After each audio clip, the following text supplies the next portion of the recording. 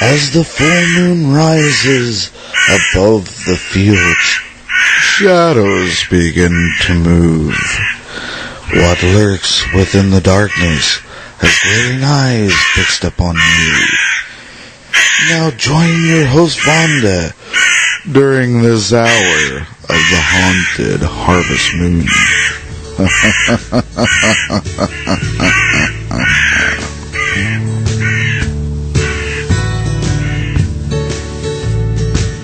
On this harvest moon.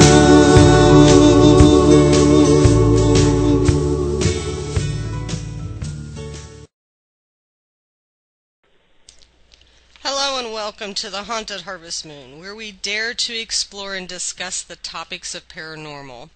I'm your host, Vonda, and we have a great show lined up. Tonight we're going to have Lori and Ron Coffey. Lori has 25 years experience in the paranormal field. Lori is an author and the founder of Gateway Paranormal Society. Ron is a veteran in the field of cryptozoology. He has been researching Bigfoot for close to 40 years. Ron is also an author of several books and the co-founder of Gateway Paranormal Society. I'd like to welcome Lori and Ron Coffey to the Haunted Harvest Moon. How you guys doing tonight? Hey, we're good. How are you? We're doing fine. We're doing wonderful. And Lori, we're going to start off with you tonight. Mm-hmm. What caused you to get involved in the paranormal research? Well, actually, like a lot of paranormal researchers, I was actually raised in a house that had a lot of activity. The kind of activity we experienced the most were shadow figures. They would just come around for no reason at all. My parents tried to explain them as maybe deceased relatives, but I remember staying up at night hoping to get a glimpse of one, and I actually did see them from time to time. And that was in your house that you live in now, or that you grew up in? I'm sorry, I missed that part. The house that I grew up in as a child. Oh, okay. And you've seen shadow figures all the time? Not all the time, but we did have quite a few. Were you scared of them? Could you communicate with them at a young age, or they were just there? They were just there, and really, as a kid, I was a little fearful of them, not quite sure what they were. But of course, that's what launched me into the paranormal field, to find out what they were, right, and to be able to help other folks who are having the same issues. Yeah, I think in different people that I've interviewed, and I know Chris is included in this, a lot of their paranormal activity actually does start as a young child and brings their curiosity up as an adult to make them want to go and investigate more and kind of see what is going on out there and why they had these experiences as a child. Right, that is correct. Now, like I said earlier, you were the founder of Gateway Paranormal Society. Can you tell us a little bit about your team? Sure. Yeah, we formed in 2008. Basically, while we formed, we had some friends who were interested in the same weird stuff that we were. Our group consists of emergency workers, nurses, educators. We're all basically professionals in the community, and we have about 10 what we call our solid team core that go with us to majority of the investigations. We have about another 10 to 20 that come along once in a while. But again, we're kind of different from other paranormal groups where we are all working professionals. So when you say different, you mean working professionals in the paranormal field or outside the paranormal field? Outside the paranormal field. Okay. Mm-hmm. I got to ask you the same question that Chris and I get asked a lot, because Ron, you're the co-founder of Gateway Paranormal Society. How does that work with you guys being married? Because that is always a question that's asked with me and Chris, because a lot of people find that it doesn't work well with them or their spouse or their significant other. So how does it work with you guys? Actually, it works real good because I was a cryptozoologist before I actually married Lori, And that's really and truly my main interest.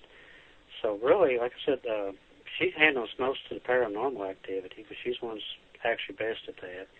And I take care of the crypto end of it. So really, it's just a good combination there. Yeah, that's the way it is with me and Chris. He's kind of the 20-year veteran in the paranormal and the cryptid side. I'm the newbie, 3-year kind of. And like I was telling Ron and Lori before we started the show is, coming into the cryptid side of this is a little bit outside my comfort zone. I'm more into the hauntings, the ghost hunting and part of the paranormal. So learning about all the cryptids is a big step for me, and a little bit out of my comfort zone because to me they all look alike. So, right. And I share that with you because I'm a newbie pretty much to the cryptid side of this. Ron and I have been married since 2004, so for the last 8 years I've been learning. I've been kind of his apprentice in the cryptid field. Yeah, it is it's really different than the ghost hunting, you're actually looking for broken twigs and footprints and howls, and it's a whole different side of it. I find it very interesting, but it is a little out of my comfort zone. I'm still trying to get used to it. We've been on a few Bigfoot hunts, so I'm working my way into it. It takes patience.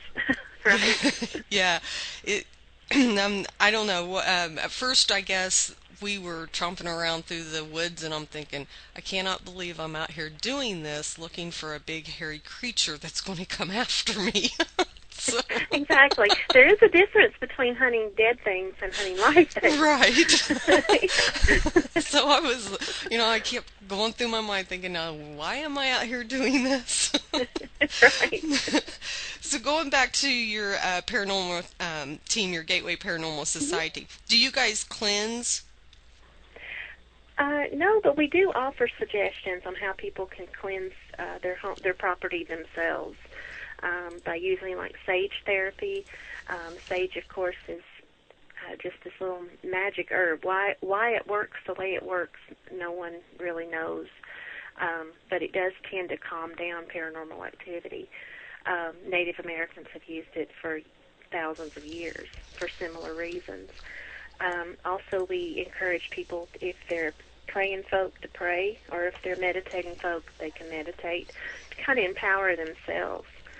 And not let the haunting take any energy from them. Right. Yeah, with Creepy Legends, we don't cleanse. We'll just, suggest another group, right. A demonologist or something like that to go to. So you do mainly just investigate just to reveal?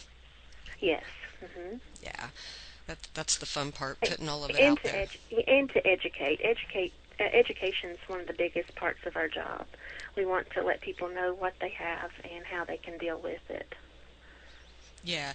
Now, I know you don't just do hauntings. You obviously do the cryptid side. How about UFOs? Do you guys...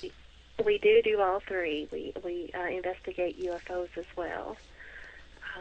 In fact, not far from where we live, there's an ongoing investigation. Some farmers have been seeing some odd lights up in the sky, just a mile or two from the house. Oh, really? Yeah. And there was also a couple, I think last year, there were some livestock mutilations nearby. Wow. Ron, have you been out there to investigate that? Well, I've been out there, but I don't see any type of flesh and blood creature that could have done that.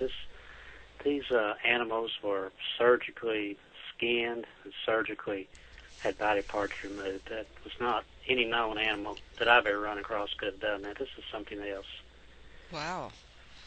So you don't think it is a creature that's done this? Oh, no, nothing that I've ever run across. It's the cuts and everything is way too precision. They were actually skinned just like a professional skinner would do. I mean, they were just pelted out perfect. Wow. And an animal usually rips and tears. These were surgically cut. So it's very mysterious situation right now. Yeah, a little disturbing too. Yeah, it's a little weird. Yes. So close to the houses too. Nobody hears a thing. and there's no blood. Oh, wow. That is really weird. Okay, Lori, I've got to know about these animal ghosts. Right. Yeah, that is something I specialize in. Animal ghosts, or people ask me, why animal ghosts, or how can they be? But anybody who's had a pet cat, pet dog, any kind of animal in their life that they've really developed kind of a friendship with, you know that there's something behind those eyes. There's something there, some kind of energy, the same kind of energy that drives you and I in our lives. It drives them. So when they pass on, of course, that energy is somewhere, and we've encountered experiences where these energies have come back. So give us some examples of, maybe you don't have to give locations if you don't want, but where you've actually caught some animal EVPs. Right. One of the places here locally is an old fire station. This was it's not a fire station any longer. It's actually a museum now downtown. But when we were investigating, we were actually there to investigate about a person ghost.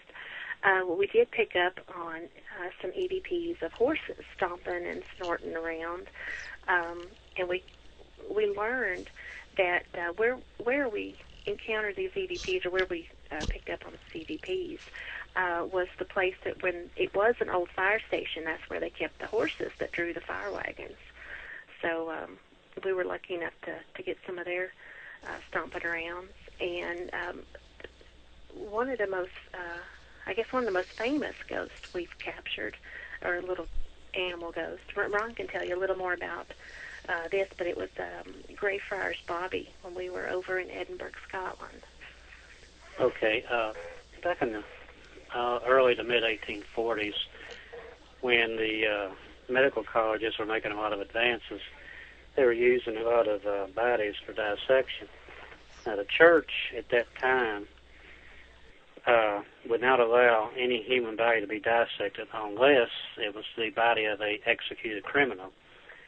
Now, in Edinburgh, you could be hung for 37 different offenses, but even at that, there wasn't enough bodies to keep the colleges well provided. So grave robbing would become big business, and a grave robber could make as much on one or two bodies as an average laborer would make in a whole year. So they had to put armed guards up around the graveyards, and that's where the term graveyard shift comes in. And one of these men was at the Greyfriars Kirkyard in Edinburgh. His name was John Gray, and he was one of the night watchmen at the graveyard. And he adopted a little Skye Terrier, and he named him Bobby.